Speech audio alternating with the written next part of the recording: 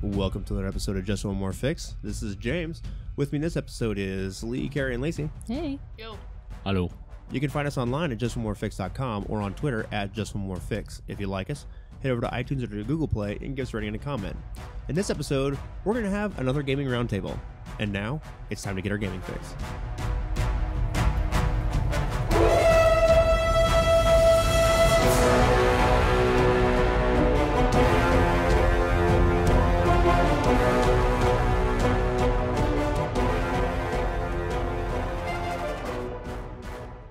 Welcome to another episode of Just One More Fix. As you heard, we're going to have another gaming roundtable discussion. I think this is number 3, but I wouldn't swear to it. I don't know. I'll look back in the show lists and number it right, but I'm not sure. So, a couple quick announcements. One, we have Gen Con coming up, and if you haven't noticed, the badges for 4-day passes are sold out. So, I believe that the Saturday badges, I think, were close to selling out. I think that Gen Con tweeted out. So, if you haven't got your badge, definitely get on top of it because the single day badges are still available. And also, if you're close enough to make the drive with a family, the Sunday badges are a good choice because it's $45 and it gets 4 people in, I believe. So if you have kids that are into games and that kind of stuff, Sunday is definitely the day. Also, if you're going to be at Gen Con this year, your absolute favorite gaming RPG podcast, that's us, is going to be handing out badge ribbons. Yeah, so we've got some badge ribbons and some other swag that we'll have there. So we'll, if you haven't followed us on Twitter, get on Twitter and follow us because we'll be making announcements on there as well as the Facebook group. So if you're on Facebook or Twitter, we're at Just One More Fix. Obviously, I say it like 1,000 times every podcast. Or you can find our podcast group, which is Just One More Fix Podcast on Facebook. So find us, get on there, and get some Just One More Fix swag, I guess. So right on. Other announcement is that we have just set up a YouTube channel. So it's really easy. Our podcast host lets us upload things by one click, which is about the speed that I like things to be, is one click. So you can find us on YouTube now, and our channel is Just One More Fix, go figure. And got a couple of comments, so we might gonna give some shout outs, I guess. Is that what it is? Yeah. Just super excited about comments. Right on. Yeah, absolutely. Absolutely. So Joe Koo says on our review of Lamentations of the Flame Prince, this is probably going to lead us into our first open roundtable discussion. It says, the simplicity of the system is a joy. New gamers, young and old, should definitely give this rule system a whirl. Adults should be running the rule set to get younger audience into D20 RPGs. If you're playing with younger folks, edit the darkness out and you can pick up a no-art version of the PDF for free. That's very cool. I did not know that. And looking forward to what you folks make of the source books. I got Carcosa recently, and I bowled over that with plenty of reviews, and I read and watched. Got jumbled up there. So I'm terrible at reading things. How can I run RPGs? This is true. I got Carcosa recently, and I'm bowled over with that.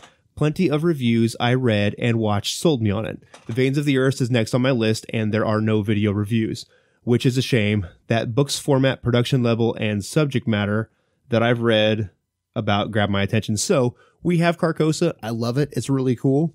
We've played a little bit of it. I remember a couple episodes of it. Mm-hmm. I remember being very upset with a cat. Ah, yes. I remember that very distinctly. Right. There was some Cats of Uthar in there a little bit, but not exactly a Carcosa thing, but I thought I'd throw it in there. It was Lovecraftian enough. So it's really cool. It's a good production value. And even if you don't run Lamentations of the Flame Princess, there are a ton of ideas to mine from in it. They're so fun to read. Yeah. It's set up like a hex crawl. So there's I don't even know how many hexes, over 100 easily, probably 200 or 300. And each hex has several encounters in it. So there's just tons of ideas to mine from it in there. So even if you don't ever want to run Lamentations, if you run any kind of Cthulhu things that might involve Carcosa, or you could adjust it for the Dreamlands, or if you're running just a regular D&D game, it's totally worth the money. Although it's hard to find now because it's been out of print for a while, I believe. Even all their books include some very excellent randomization tables. Mm-hmm. So the other thing he mentions in there is Veins of the Earth, which I'm super excited for. Oh, did you have something about Carcosa? Go for it.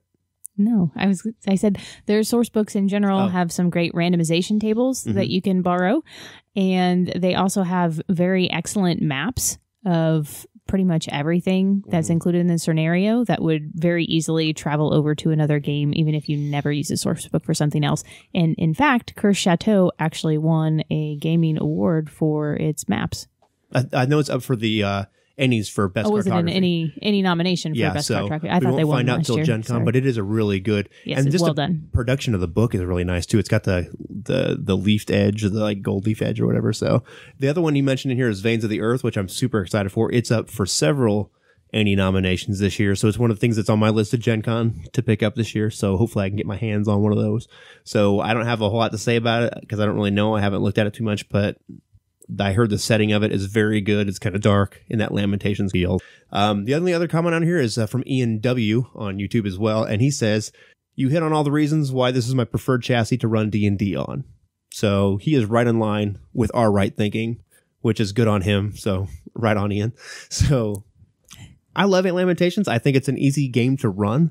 The mechanics of it, I feel like it has enough of a Dungeons and Dragons feel to where you don't have to have all the extra moving parts that like a D20 or 3E or 5E has, but you still really have that D&D feel to it. It is much deadlier than regular D&D, I think, but I think that they added all those extra pieces to 3rd edition because 3rd edition was so much simpler than 2nd edition. THAC0 was terrible, but I think actually 3rd edition is quite a bit more complicated because there's a lot more moving pieces and synergies and all that kind of stuff. Right, they added those pieces so you wouldn't feel cheated out of all the complications of 2nd. Oh, okay, I see what you're saying. So so it had to get harder because You made it needlessly complex so that you wouldn't feel cheated. Right on. I thought you said it the other way around. I was like, 2nd wasn't that hard though. THAC0 was kind of a pain in the butt, but to all of you younger gamers who never had to calculate a THAC0, it's sort of like combat calculus in a way because I don't know, it was terrible. I don't know how they thought that was a good idea and why the DC, they take the difficulty number basically to roll wasn't what at all, like I don't know, it just seemed kind of odd to me. But when you look back at it, I guess it's easy to be like, oh, why weren't we always doing that? Why weren't we always splitting the atom? It's so easy. So Can we take another moment to appreciate how awesome Lamentations of the Flame Princess is? Because we got the book that you backed on Kickstarter that they gave out for free RPG Day. It wasn't on Kickstarter. It was just a thing. I'm on their email list for Lamentations. Okay, so I got the email from James Raggy, the guy who does he's the main guy. He has a lot of freelance guys, but he's the Lamentations guy.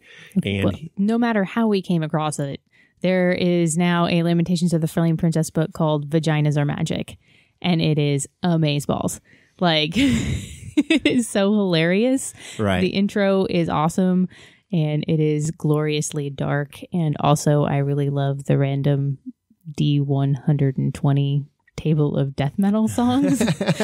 Right. For spell creation inspiration. So if you didn't get your hands on a copy of Vaginas Are Magic at our free RPG Day, in the back of it, it has just a list of death metal songs and who they're by.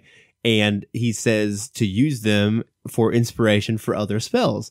And I was a death metal fan back in the day. I listened to a lot of Morbid Angel and Suffocation and some other bands. And I was like, wow, that's a really good idea. How is it that we never thought of this, like to specifically use them for that? So if you're looking for some darkness, like ritual style magic stuff, just look at some titles in there, and he's actually lists a website you can go to that has over 100,000 death metal songs that you can hit random, and it will bring up an album and all with a song list, and it will. Yeah, super fun, and another reason for you to buy a new shiny polyhedral. Right, another D120. Everyone needs one. Also, Googling Vaginas Are Magic brings up some fantastic images. Well, then there's that. You should probably put an RPG on the end of that, or a Lamentations of the Flame Princess on the end of that. Or don't, depending on your mood. Right. So, yeah, but it's a very cool book. It's fun, and I'm looking forward to next year when Eldritch Cock should be coming out, which is his the next free RPG Day supplement. So, and I read that, and I was like, is he just being sarcastic and funny, or is that really going to be the next book? And I'm okay with it either way, but I'm excited to see what the outcome is going to be. I think it's probably both. So I'm excited. It'll be fun. Either way, I hope if it becomes a thing, I'll definitely support it if I can, as long as it, makes it into my list of things to do or whatever. So I'm excited for it. I like Lamentations quite a bit. It's a fun game. So speaking of other awesome things to play D&D with that are not Dungeons and Dragons, we started playing Fate, the Freeport. Yes, Freeport Companion is what it's called. There you go. With the kids. and doing a Dungeons and Dragons style game, and it is a lot of fun and also a lot easier than playing Dungeons and Dragons with a 7-year-old and a 6-year-old. And I said our kids' ages wrong, so they're 6 and 5, but no, they're 7 and 6 now. Oh my God. 11, 7, and 6, yeah. I'm so old. So, yeah, I agree. So, like, for those of you that aren't familiar with, I mean, like, Fate, I think everybody's vaguely familiar with, but Fate Accelerated uses these approaches. So there's no skills in it. It's just how you're going to go do things, whether it's sneaky or whatever. Well, in Fate of Freeport, they changed those to your approaches are strength, dex, con, intelligence, wisdom, charisma. And you basically just make a wisdom check to do things that require wisdom and so forth. And it makes things a whole lot easier. And I really felt did you feel like it had a D&D feel to it? Most definitely. Like I really did. It was. Although we also used miniatures, so. Well, yeah, but I think you said something the other day that said we have all these miniatures and we don't use them. And I was like, well, like, and we play Fate, you don't really, doesn't really require miniatures because of the zones. And you're like, but why don't you use them anyway? Because you can just put the minis in the zones. And I was like, I'm stupid. That's why I don't do it. I don't know if we've ever actually had this conversation on the podcast, but we have had it a lot at the gaming table. The whole miniature versus non-miniature and whether or not it adds or takes away and the amount of time and all of that. And I am very firmly on the miniature and scenery side of the argument. If you got it, flaunt it. I agree. Plus, I got this 3D printer and I've made a lot of terrain with it. I'm like, why aren't we using this? So in that kind of spirit, I was like, I'm just going to use these things. And basically the scenario was they had to go into the sewers and there were giant spiders that were kidnapping and presumably eating people in the sewers. So I got my Fat Dragon lock tiles out that I've printed and set them up. And there were 3 zones. We kind of described where they were. And we had the minis out there in there. And it was, well, first off, I have to say, when I got the terrain out and set it on the gaming table, if you haven't gamed with kids, because at the first game, Lacey wasn't there. It was just R3. It would be better if you close that door faster. Welcome Carrie back to the podcast. So if you haven't gamed with young ones, when I got that terrain out, like the look on their faces of like, oh my God, it's so cool. We're going to use the terrain. Like it was really cool. Like their eyes lit up and they were all about it. And I actually get that excited when I see terrain on the table too. I just have adult poker face. So we got it out and they had a great time with it and it was fun. And I definitely feel like it added something to it and it was nice because I think it made it feel like it had more of a D&D feel to the game because we had the minis and the terrain and stuff out, and yeah, I don't have a single bad thing to say about using them. It was really fun. So, well, I'm sure there'll be a review for Fate of Freeport coming up here soon, but surprise spoiler, we had a good time with it. It was fun. So right on. Anything else? I mean, so what have you guys been running? Nothing? I ran a Pokemon game. That was fun. Tell us more. I ran it using Fate, and it was for a bunch of kids, and I made Pokeballs for Fate chips. And as it turns out, kids know a lot more about the world than I do. Which it was more like a guided role-playing thing, because they were like, do we see one of these? And so I would, say yes or no. Like, sure, you see what's it called again? Do we see a Flabébé? No, you see a Floette. Oh, the evolved version. I had to use Google quite a bit during it, but it was a lot of fun. And there's a Pokédex app you can download that'll make it a lot easier. There'll be a little bit more prep in the next game. I didn't realize how much they knew about the world. Oh, you have no idea. It's Gen 2 really threw me off. Or Gen 1, I guess. Yeah, the first generation, the initial 151 Pokemon. Is that what you're talking about? No, I knew all those. Oh. I could sing the all song. the ones after that? Yes. Okay. They can probably name more Pokemon than I can name actual real-life creatures. It was a lot of fun, though, because there's a lot of little things that are really easy in character creation, like, what do you do in the Pokemon world? And what Pokemon are you carrying with you? Mm-hmm. Like, it's easy to flavor up. I'm pretty sure at this point, there are more Pokemon than there are named creatures. It could be. Very well could be. Right on. I've been playing a lot of board games, and I've kind of used the rule that you taught me a lot lately. What's that?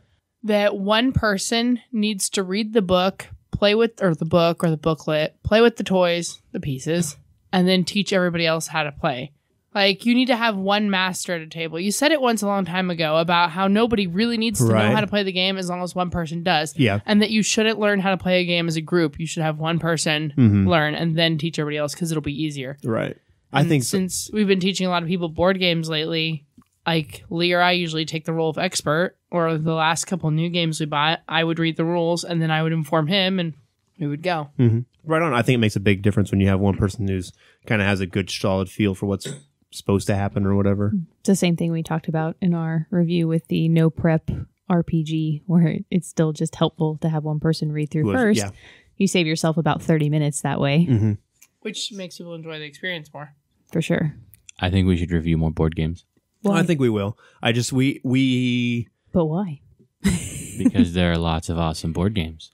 I think so too. In fact, at this point, we have enough board games that we could do like new board games and retro board games. I really love the retro board games. Somebody's excited about their new game. Yeah. So just to give you guys a little insight into the life of me and Lee, pretty much every year for the last 3 years, I've gotten him a retro board game that we used to have when we were kids. So he's got Hero Quest and Tower of the Wizard King. And then this year, I got him Omega Virus, which I will be honest, my favorite part about buying used board games for someone is that the package is already open, which means I can play the game before I give it to you. So I played the game about 3 times with our children. Yeah, so beforehand. I played it, and when did it come out? It came out, you know what? I Googled it before, but it's in the 90s. Probably, well, I don't want to guess, but it's solidly in the 1990s era. So, and it was put out by Milton Bradley, which is now Hasbro Games. Mm-hmm. So we played it, and I had never played this game before. Oh my God, it is so far ahead of its time. I had a good time playing it, and I will say it is very definitely ahead of its time. And I feel like, what year? 1992. 92? So it's way ahead of its time, but I feel like if it was produced now, I don't think it would do very well. But I think if you added something, like it just needs something a little extra because there's too much depending on randomness to it in a way almost. But I disagree, but I can't tell if it's for logical or emotional reasons. I think it's probably emotional. It's still a fun game, but I think that to make it from like a good game to a great game, you know what I mean? Because I got to be honest, when we get games now, we're comparing them to some like seriously really solid board games, and that's the kind of benchmark that I have. Because my thing is we've gotten so many board games as time has gone by. If you don't make it into our regular play rotation, whatever, I don't want to have you anymore. We want to trade you off to get something else. And he uses them and throws them away. I totally do. So I feel like my benchmark for board games is very, very high. Not that I can't sit down and enjoy playing them still, but if it's one that I want to buy, I want it to be a great game because it's competing for time with other great games. You know what I mean? It's interesting because I don't remember. There were a lot of fantasy board games and then a lot of, those more family style board games that came out in that era. And it's one of the only science fiction board games that I can recall from that era. And in a generation of board games that seem to take forever, the maximum amount of time for this game is 35 minutes. So there's something very glorious about having a limited amount of time to play a game. I have this much time allotted for fun today. Like the 80s and 90s board games either took like 4 days like Monopoly. Or Risk. Or they took like, 30 seconds? Like that frustration game where you had to put the pieces in the right way before the board popped or whatever. Well, that was Perfection, wasn't it? Yeah. I remember the what do they call it? The jingle, Pop Goes Perfection. 1992 must have been a good year for sci-fi. That was the year the first XCOM game came out too. Isn't that the year Pokemon came out too? That's super sci-fi. What? It's like, no? What? It's funny because we've Googled this before. Yeah, it happens. And then we had the argument about whether Pokemon being released in Japan counted as being released because I think it was in Isaiah, 89 or something like that. So I feel like we got a couple new games. Did we? The kids got the Spookies game. Which Pokemon is 95. 95. Omega Virus is pre-Pokemon. Maybe not. I don't know. I'm not sure. No, I'm not thinking of anything. I don't know. I can't remember. I feel like it's been a while since I've been on the podcast, but I did actually finally run the Tales from the Loop game. Well, I didn't mention that yet. So that happened. That's that up for fun. An ENnie as well for several different things, but yeah. The art is great. And I can't... I'm sorry, the Netherlands, you guys and your names are very hard for me. Not Netherlands, the Isn't that Scandinavians. Sorry, They're the Scandinavian. I believe that's a game. I think it's a Swedish game company. Yeah, it's Swedish. You said Switzerland. I like the name. Well, I am a hell of an American. Right on. Anyway, so the game is super fun, but the names are really difficult. Now, I do appreciate that all their NPCs, they also gave an alternate, very bland English name to as well to help us poor folks out. But the artist that does all the stuff for the Tales from the Loop, Simon Salzberg, is actually kickstarting a just art book. Oh, really? With some more of his stuff. Oh, I think you shared that on Twitter. I think I saw that. Yeah. It was pretty cool.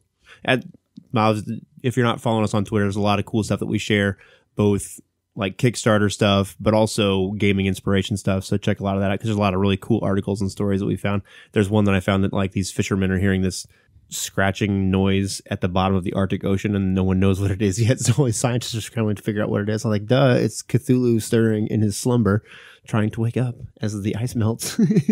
So, Jessamine Carey, you're looking at me like you're gonna. Now I know I need to go prep, for the end of the world and stuff. Or, there you go. Being cultist. No, earlier you said you got the Spookies and we got you that game while you're in Germany. We also bought Adventureland, but we saw all those board games. But we immediately went to them because they were Habba games, which every time when we go to Gen Con, we usually buy our kids a game at their booth because they're very tactile. They're very fun. They get the ages on those board games very right. The pieces are super durable. Like, if you want to chew on a piece and then put it back in the box, it's okay. But I hadn't really seen a lot of their adult stuff, and I really like the back of those boxes. They tell you what components the game is, whether it's luck, creativity. Really? Yeah, if you look at the back of the box, especially on Spookies and Adventureland, it tells you what the game mechanic is like, what the age group is, and they do a really good job pinpointing it. Pardon, I haven't seen a lot of their old adult games, I don't think. Yeah, but look at the back because you can find out if it's a luck game, if it's a strategy game, if it's an adventure game, because that's how we picked, because they had 4 or 5 at this bookstore we were at, and I was like, well, this one sounds like something we already have, so let's go with this one. And then they had one that was similar to the Flashlights and Fireflies game. They looked really cool. But when we looked on the back, the component was nearly the same, which is why we went with Spookies. We stopped at a gaming store in Chicago. We went there to see Rammstein. It was actually, I think it was a comic book store. Yeah, and they had board games and RPG stuff there too, and they had a lot of Habba games. Actually, it's like a whole end cap that was just full of. It was pretty amazing. Habba games. Yeah, it was really cool. I was like, man, there's a lot here. They had a lot of stuff there. Actually, it was a really big gaming shop that had Magic and Pokemon and comics and graphic novels and board games and RPGs. It was a really cool. Do you remember what it was called? No. If you want to look it up and give him a shout out, though, you can. I don't know. I remember what the town was called we were in. It was Frankfurt, I believe. It was next to Tinley Park. Yeah, so awesome comic book shop. I like independent stores. I think most people do. If you're buying indie RPGs and listening to this podcast anyway, probably. I don't know. But not to judge you or anything. Right. Well, we actually don't have a local gaming store anywhere remotely near us. There's one that has in Terre Haute that has some stuff, but they're not very big. They do more cards and trading card games. We have one. Yes, you do. You guys are lucky. So basically, we went there and I was just bound and determined I was going to spend at least a small amount of money on something in the store. So that is where I ended up getting those House of Mystery books. So I got 2 comic books, House of Mystery, and it was no, not House of Mystery. What am I even talking about? I have no idea. I know the 2 comic books you're talking about, but I can't. It's not House of Mystery. That's the other thing. It's I can't think of what it's called now. I was going to say how cool it was. Our gaming store is called the End Zone, and it has like a 5-foot Connect 4 game in the front window. The End Zone? Like END zone? Like touchdown. Do people mistakenly think it's like a sporting goods store or something? I was thinking that. It's right across the street from a sporting goods store. They probably would. They're like, deals here suck. Let's go to the End Zone. Oh, wait, what? Maybe they were trying to trick people into coming in. Could have been. Well, I got to say, I finally got the last bit of my 7C swag. So I got some hero points in the Sorte deck and the villains and heroes deck and the 7C bone dice and everything. So very cool. Super impressed with all the artwork for them. So the game I love. You can check out a review. We reviewed it a ways back, but they'll be at Gen Con from John Wick Productions, and they're just great stuff. A lot of original artwork. It's all really high quality, and it's just the production values are great on it. So I've been super happy with that. Looking forward to getting back to some 7th Sea. So next week we're going to a Game of Thrones thing. We're going to watch the first episode of the new season and play the board game. I'll watch the show, cool. but I'm not a big fan of that board game anymore. I like the board game. I think it's okay. I just think you need exactly the right number of people, or it's just not very balanced. I agree, but it's my thing. Like, it's not a bad game; it's a good game. But when you're competing with some of the other games we have, I'm just like, I'd just rather play the other one. You know what I mean? It's kind of exciting when you're a nerd about the game, though, and you're like, oh, I'm going to use Cersei or whatever it is. It's just exciting. Right. No, it's I get like it. Throwback. It's like an inside joke that you get to play in. The other thing is, I think we played it a lot back in the day, way too and much. I kind of got like, oh yeah, it's Cersei again. In fact, I still roll my eyes a little bit when Lee asks to play, but I'm excited about it because it's thematically appropriate this Sunday. Right on. And Yeah, we're going to get all 6 people to play it. Maybe I'll get to be House Martell. allegedly. So yeah, we'll see. That's the only thing I didn't like about it is that 6 people is with the expansion, though. yeah, otherwise it's 5. Or the second edition. Yeah, 2nd edition comes with 6 now, and they have the Martells already in there. Oh, okay. So ours is the old version. They realize that having 5 people is actually somewhat hard to do. So why not add another player? Because 6 is way easier. It actually, no, it is, because if you play with couples, then well, yeah, I suppose. with that and like 5, I mean, how often do you have 5 people together? I know what you're thinking. The 4 of us and Kurt makes 5, and that's fairly often. But listen, you can just take your math and logic and It's easier to convince one out of a couple to play the game than both. I don't know. That's true. I'm not a big fan of that game. If there's a choice, I'd rather play something else. But if your choice was, I'm going to play this game and you're going to do nothing, would you be like, that's cool. I'm going to go over here and play on my phone. I might, yeah. No, it's not that terrible. It's just usually when we pick games, there's a choice. So we end up going with something else. So There's always a choice because nobody wants to make up their mind. In fact, we usually operate on a democratic process, which consists of 3 people not caring and us making Carrie choose. Because I make spur-of-the-moment decisions. fair enough. I believe Carrie is notorious for pushing the button. Also, I have dislikes and I don't want to play them. And if nobody's going to speak, I'm just going to make sure they don't happen.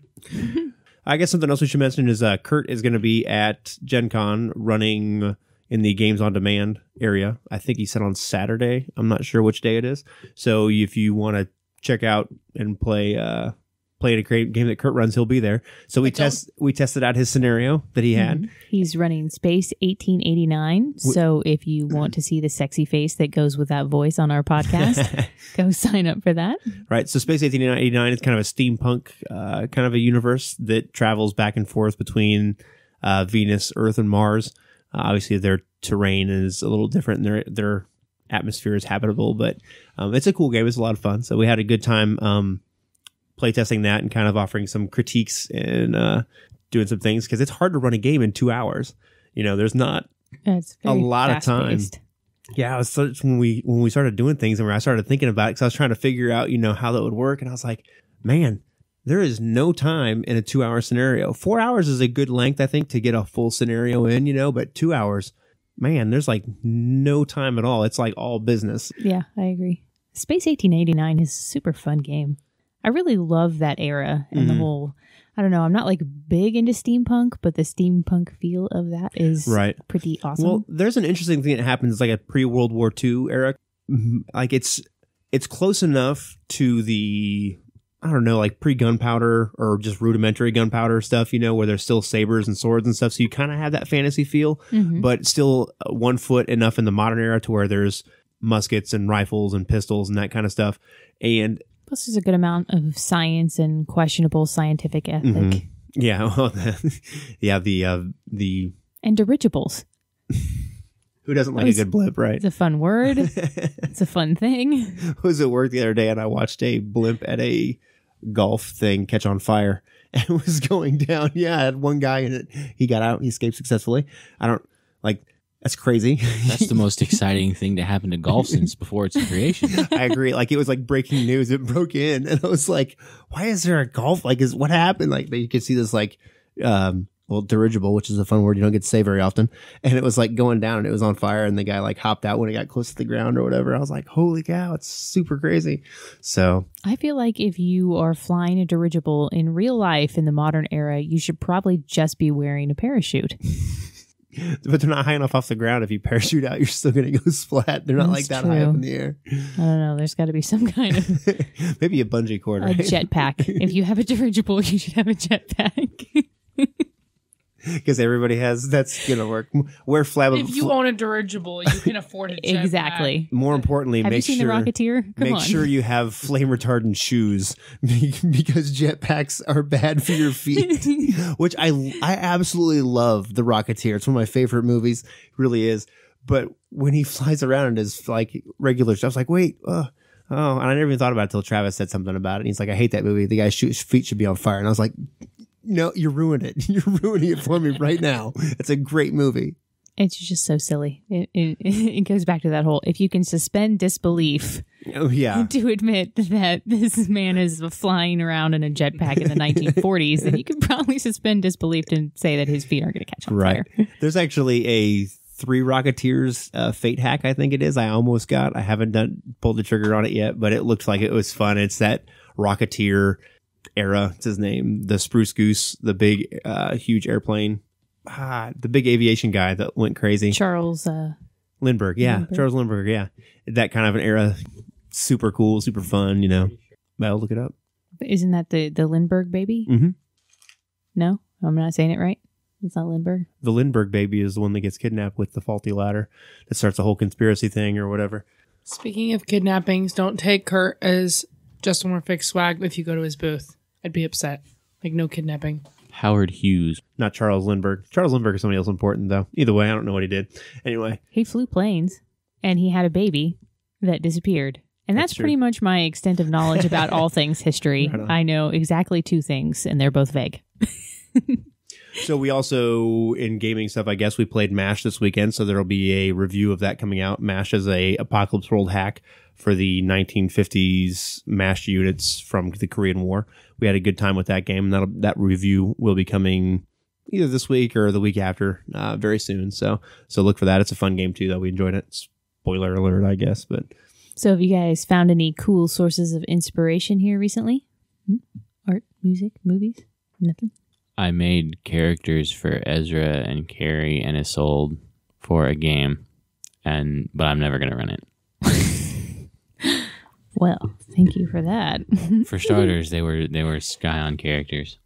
So you made characters for a game you're never going to run? I like to make characters. Seems kind of weird to do it for a person. I was inspired to run for about 20 minutes. Right. No, no, what I'm saying, though, is like if you like to make characters cool, but like, I'm going to make this character for Lacey, but I'm never going to run the game. You're like, No, I just not wouldn't. for Lacey. I made Carrie a character. Oh, into I a see. character. I see what you're talking yeah, about we've now. done that. Like, Okay. oh, this is my friend Sophie. If Sophie were a D&D character, what would her traits be? Right on. So I guess as far as inspiration goes, I think I mentioned him before. I think I tweeted out some of his pictures, though. I don't know how to say his name. It is Polish, which means it has way too many consonants. So it's ZDZ, which I don't think those letters can go together. ZDZ, IS, L with a slash through the middle, AW. That's his first name. And then BEK, SIN with a Wait, tilde. isn't an L with a slash through a middle just a T? But it's a diagonal slash. I think you should give it a try. You got the Irish guy's name right on the first try. We Googled that. So, okay. Zidziz. Oh, no. Like, his stuff is really cool. One of those letters is definitely silent. Like, It's got to be one of the it's T's. like a riddle. Zidislaw Beksinski. Baczynski? No, BEKSINSKI, but it has an accent mark on the N. I don't know how that changes it, but Beksinski. Zidzlaw Beksinski. That's what I'm going with. Excellent. So he is a Polish painter, and I guess he did some sculpting stuff too, but he does this kind of really dark, surreal kind of stuff, and I've been working on this kind of surreal game thing I'm trying to put together, but it's really cool, dark stuff, so if you're looking for some inspiration, I'll just link it in the show notes, because trying to spell that is really hard, especially if you're just listening to me say it out loud, but he's really cool. There's some really dark surrealist stuff. Actually, it's what I've been Googling here. Is if you just put in dark surrealist art into Google, you get some really cool kind of trippy stuff. So I remember what that comic book was called now. It's The House of Montresor. Oh, the one it's based on the Cask of Amontillado. It is the prequel, if you will. It's the graphic prequel to the cast of Amontillado. Yes, by Edgar Allan Poe. It's Cask. Cask. That's what I meant to say. I realized after it came out of my mouth that I said cast. Cask. It's not a play. Of Amontillado. Yeah, Amontillado. Haha. So, yes, very cool. And I think it's kind of an interesting concept that if there is a story you like, not to try and retell it when you're GMing something, but to maybe think about what led up to that story and sort of reimagine it that way. Towards that. Or pick up where it leaves off and kind of, pitch it to your gamers that way, which is an interesting thing. The other thing I've been reading recently is Marvel 1602, which is really amazing. I have no idea how long it's been out. It's probably been years, but like I said, never been big into the graphic novels, just a thing that's happening here recently. And I kind of have it on PDF. I got the Comixology app. So cool now. So I decided to download it because Neil Gaiman is the writer for it, and I love him. So I didn't realize how many comics he wrote when we were at that comic when we were store. walking around the comic shop. I was like, Gaiman, and I was like, is there another guy named Gaiman that writes in these graphic novels? Because this is I knew he did the Sandman, and that's what I loved him from, And then I knew a lot of his stories got turned into graphic novels, and then as we were there, I was just like, writes for so much, and I haven't read a lot of them, but I haven't ever read anything of his that I didn't like, Well, I listened to his audiobook, The View from the Cheap Seats, and he does a lot of intro speeches and essays and things like that in both the comic book world and the science fiction world. So he's a big comic book and sci-fi geek, basically. Right, yeah. Speaking about celebrities that we have secret crushes on, I found out that the editor-in-chief of Reason Magazine plays D&D. I was pretty excited about that. It's cool when you find out that somebody famous who's supposed to be not geeky along the same lines. I listened to a lot of the Joe Rogan Experience, and he had Josh Barnett on there, who is a former UFC heavyweight champion. And he asked him, "You're into all that nerdy stuff still, aren't you?" And he said, "Yeah, I'm into, Magic the Gathering and, all this stuff and whatever." And he was like, "Do you still play D&D?" And he was like, "No, but only because I don't have time," because he travels a lot doing different things or whatever. So I knew there's gamers all over the place, but it's always interesting to see new ones or whatever, people that you wouldn't expect. So shout out to UFC or former UFC champion Josh Barnett for being a gamer. It's pretty awesome. And being badass. Yeah, highest level badass. Yeah, I agree. So D&D actually just released their second level of testing for their online beta thing that they're doing. I saw. Oh, is it to actually play D&D 5e? No, online? it's more like GM tools and online enhancements to make running your game easier. Oh, that's cool. So they've moved on to phase 2 and 3. That's something that I wish that a lot of other gaming companies did, because I feel like, and I had this thought last Gen Con too, as we walked around and saw that there are slowly but surely there are things trickling out that use your smartphones more, and they're integrated into it, or use a tablet, because almost everybody that's probably playing RPGs has some kind of tablet or smartphone or something to use.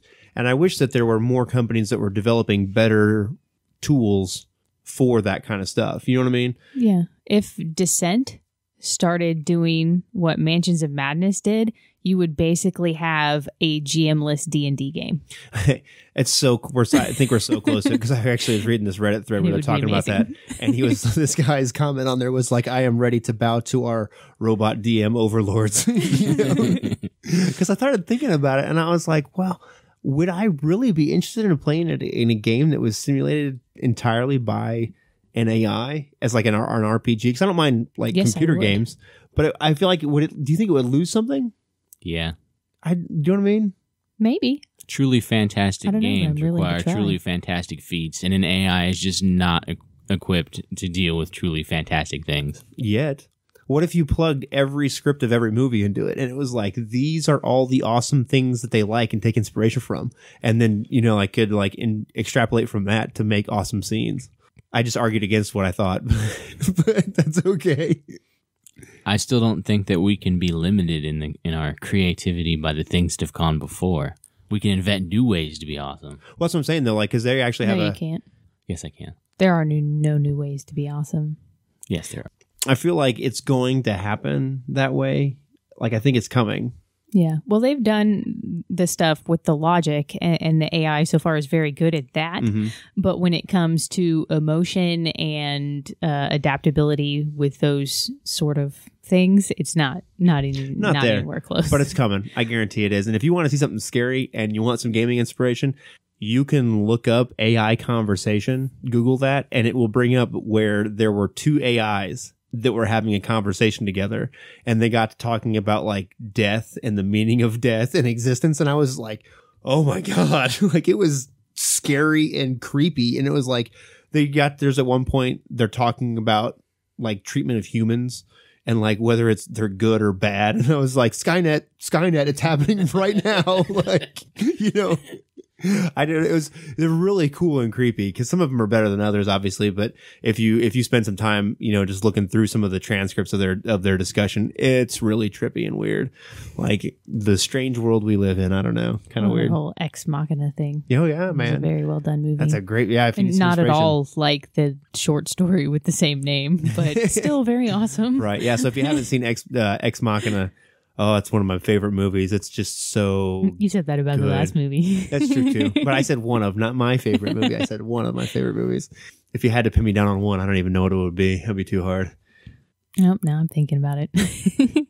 Fight Club. Ooh, Fight Club is good. It's a good movie. I don't think it'd be my favorite, though. Not a lot of rewatchability, though. It's like Sixth Sense. Like the cat's out of the bag. Yeah, we get it. It's not necessarily that I think it's the best movie I've ever seen, but it had the biggest impact on me out of any movie I've seen. That's fair. For rewatchability, it doesn't get any better for me than like Old School. Quality cinematography there. Yeah. I like to laugh. It's good times. Pretty sure I could watch Idiocracy several times in a row and still think it was funny. I used to watch Requiem for a Dream.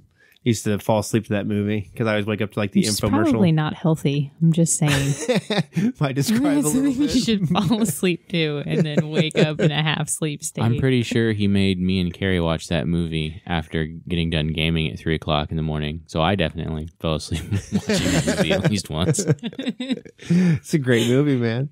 All right, right on. Movie. So do we have any other gaming things going on at all? I think if we break this out, we've got about like 10 minutes of gaming discussion and then... Oh, are we supposed to be having gaming discussion? In theory, yeah. Something that involves, stuff about gaming that, like connected to it, like inspiration stuff, whatever's cool, but, I think that's enough, especially since it's cutting into our gaming time. I agree. Plus, AI and AI running games is the perfect segue into playing Juggernaut. Yeah, that is true. That is true. So we're going to check out Juggernaut, which is also another game by Jason Morningstar. Apparently, he's a good designer that is in our vein of games that we like, apparently, or something. I can't say that yet. We haven't played this one.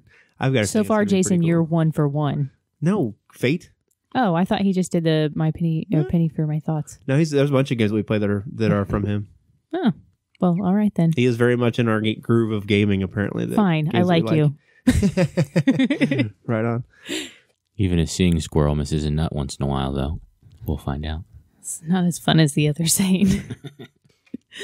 So I guess we'll close with, I just started reading, which I know Lacey has read it. Yeah, I read it like 2 years ago. Yeah, Things We Think About Games. I didn't even realize we had it. It was sitting on the bookshelf, and I was like, I need something to read or whatever. You forgot we had it. You definitely knew it was there at one point. Either way. So it's from Will Wheaton, and I can't think of the other guy's name. I'll put it in the show notes, and I'll link it. But it's a really cool book talking about things that we think about games, what the title of the book is. But it's basically about... It's about games. Yeah, but like it's not just game design. It's about things that we do about playing games and how we look at them. And one of the most interesting things that's in there that I thought we kind of get away from sometimes is Will Wheaton's, I think first one is that we play games to have fun. And it made me think about things, and that some of the games that we run and play, I think made me think about like if we're over intellectualizing games sometimes, Does it make sense? Apply game theory to RPGs? Because that's a book I don't want to read. No. Well, there's a little bit of that, but it's more about like...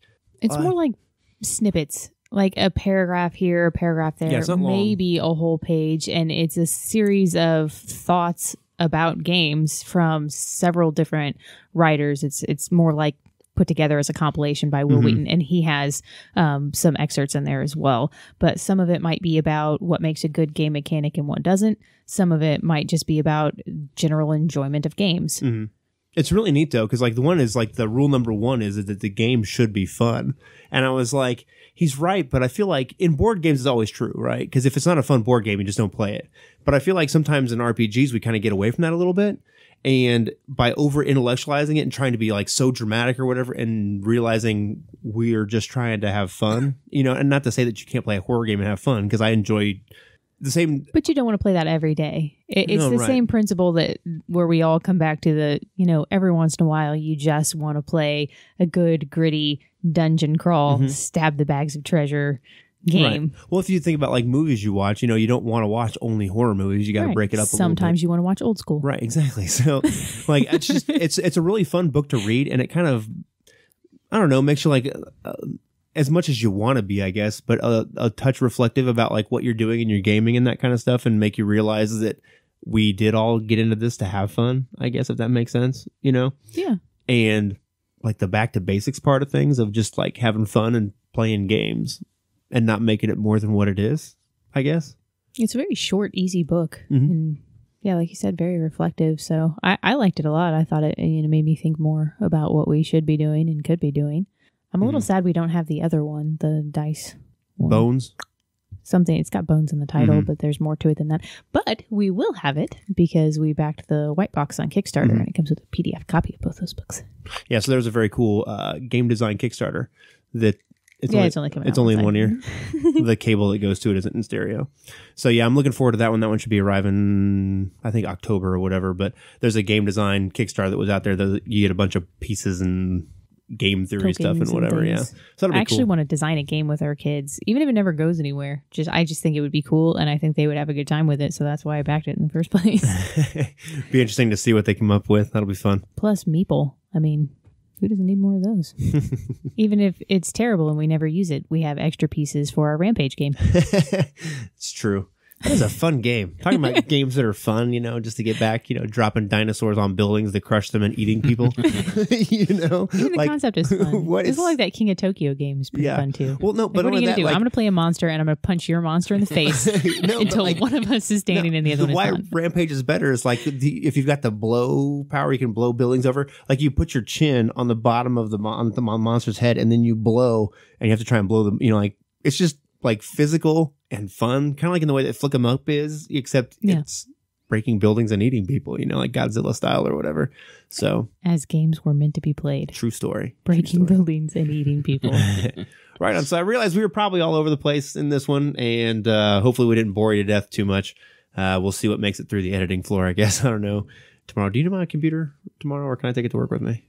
I really need it tomorrow. Oh, that sucks so bad. Okay. Right on. So sorry. That's all right. Damn it. Actually, oh no, I can use Isaiah's computer. Awesome. Right on. So I will edit this at work tomorrow because I get paid to edit our podcast, which is cool if we have an easy day, which usually we have easy days. So as I said, hopefully we didn't ramble too much and didn't bore you too much, but look for our reviews coming out this next couple weeks. And if you prefer to listen to us on YouTube, you can find us there, and I will put a link to that in the show notes. Subscribe to us there. Give us comments, whatever. We'll give you a shout out on the show. And as always, you can support us by following us on Twitter at JustOneMoreFix, or going to wherever you get your podcast and give us a rating and a comment. And now YouTube. YouTube as well. There you go. And the best way you can support us is both by sharing us with people that aren't already listening to us. So, as always, play some games and have some fun, and we will see you guys next week. Thanks for listening. This has been another episode of Just One More Fix.